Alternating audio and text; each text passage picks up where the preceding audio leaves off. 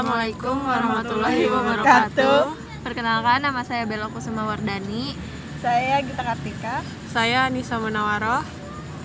Kami ingin menjelaskan tentang profil usaha kami, yaitu Dimsum House. Jika kalian ingin memesan, bisa menghubungi WhatsApp kami yang tercantum di atas, dan juga terdapat akun Instagram kami @dimsumhouse. Nah, yang akan pertama kali kita bahas adalah tujuan usaha. Tujuan kita membuat usaha ini adalah yang pertama, agar memperbaiki perekonomian di masa pandemik ini. Kemudian, membuka cabang untuk menciptakan lapangan kerja. Dan yang terakhir, membangkitkan semangat para kalangan muda maupun dewasa untuk berani mencoba usaha. Kemudian ada konsep usaha. Sebagian besar dari kita mungkin sudah tidak asing lagi dengan makanan lezat asal negeri tirai bambu, yaitu dimsum. Makanan yang sudah ada sejak zaman dinasti Han atau sama dengan ribuan tahun lalu. Nah, makanan ini terbagi menjadi dua jenis. Yang pertama ada dimsum kukus dan kemudian ada dimsum goreng. Mengingat cita rasa dimsum yang lezat, hangat, dan bermacam-macam jenisnya ini, maka gak heran hidangan satu ini menjadi favorit bagi kalangan, salah satunya lidah masyarakat Indonesia. Ini menjadikan gerai dimsum sangat mudah ditemui di banyak tempat, seperti di pusat perbelanjaan, pinggir jalan, food court, hingga restoran bintang 5. Kemudian, mengapa sih kita mengambil usaha dimsum ini? Nah, yang karena kita tahu, dimsum ini kan makanan favorit yang sehat, berkualitas, dengan harga terjangkau. Maka cocok banget buat dikonsumsi kapanpun dan dimanapun. Tentunya semua bisa mengkonsumsi cemilan dimsum house ini buat di rumah. Dimsum bentuknya tidak terlalu besar, 2 atau 3 kali telan dengan tekstur yang lembut, menarik dengan tampilan yang menggugah selera. Nah, yang namanya usaha tentu aja ada resikonya. Resiko yang bakal dihadapin yang pertama itu banyaknya pesaing yang menjual dimsum.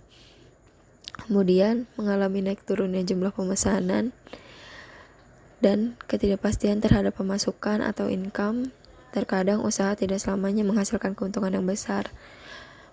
Bahkan ada perubahan kondisi perekonomian yang pasang surut. Dan terakhir ada perselisihan antara partner bisnis, tidak selalu memberikan dampak yang positif bagi bisnis yang dijalani. Aspek pasar. Yang pertama, produk yang ditawarkan berupa makanan. Yang kedua, target pasar semua orang yang mempunyai media sosial. Yang ketiga, semua pesaing yang menjual makanan yang sama. Selanjutnya, ada aspek pemasaran. Promosi kami menggunakan media sosial seperti WhatsApp dan Instagram. Langkah-langkah promosi kami yang pertama, membuat akun media sosial, yaitu salah satu cara kami untuk mempromosikan dimsum. Yang kedua ada mengupload gambar produk untuk menarik minat konsumen agar tahu lebih dalam cita rasa dimsum. Yang ketiga ada selalu melayani konsumen dengan baik. Contohnya seperti ada yang order, kami selalu fast respon dan ramah. Selanjutnya ada analisis SWOT. Yang pertama ada strength, yaitu kekuatan. Yang pertama, modal relatif kecil. Yang kedua, pilihan rasa produk lebih banyak. Yang ketiga, pembayaran lebih mudah. Di sampingnya ada weakness, yaitu kelemahan. Yang pertama, saingan sangat banyak. Yang kedua, pembeli sering ragu akan rasa. Yang selanjutnya ada opportunities, yaitu peluang. Yang pertama ada tren makanan yang selalu berganti. Yang kedua, selalu bersedia setiap hari. Yang ketiga, makanan yang murah dan enak. Yang keempat, promosi bisa dilakukan kapan saja. Di sampingnya ada threats, yaitu ancaman. Yang pertama, perubahan lingkungan pasar. Yang kedua, pesaing yang sangat banyak. 4P. Produk, makanan, price, dimsum 12.000 per 4 pieces. Place tidak memerlukan tempat karena berjualan melalui handphone. Promotion, media sosial, WhatsApp, dan Instagram. Awal mula usaha kita itu pada bulan Maret 2021. PO1 jatuh pada tanggal 8 Maret 2021, PO kedua jatuh pada tanggal 19 Maret 2021, PO ketiga jatuh pada tanggal 28 Maret 2021. Sudah memasuki bulan selanjutnya, PO keempat jatuh pada tanggal 1 April 2021, PO kelima jatuh pada tanggal 7 April 2021. Dan PO-PO selanjutnya yang akan datang. Di sini terdapat aspek keuangan, yaitu permodalan. Untuk modal awal kita sebesar 300.000. Pengeluaran seperti garpu 11.000, plastik 13.000, corong 3.000.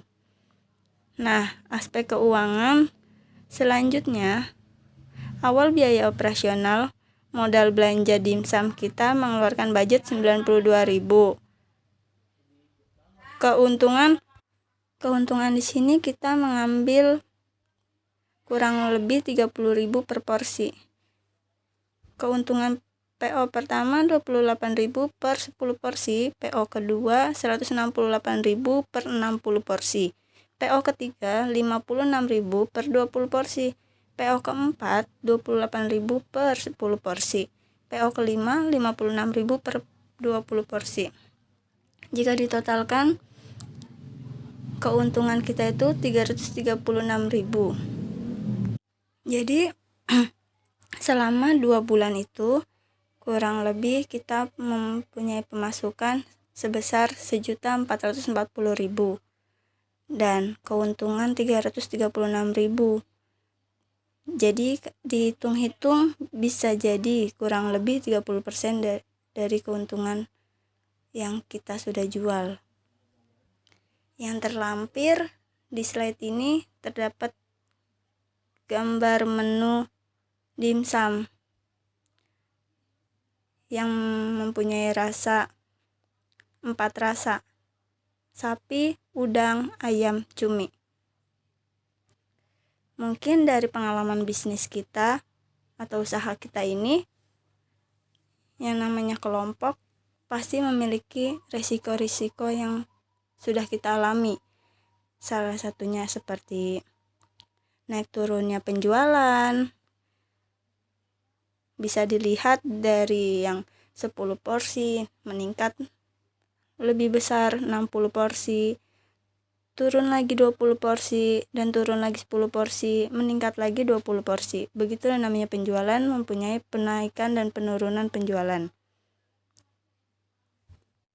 Dan resiko yang pernah kita alami juga seperti susahnya membagi waktu untuk mengantar karena terhalangnya oleh cuaca yang tidak mendukung, ataupun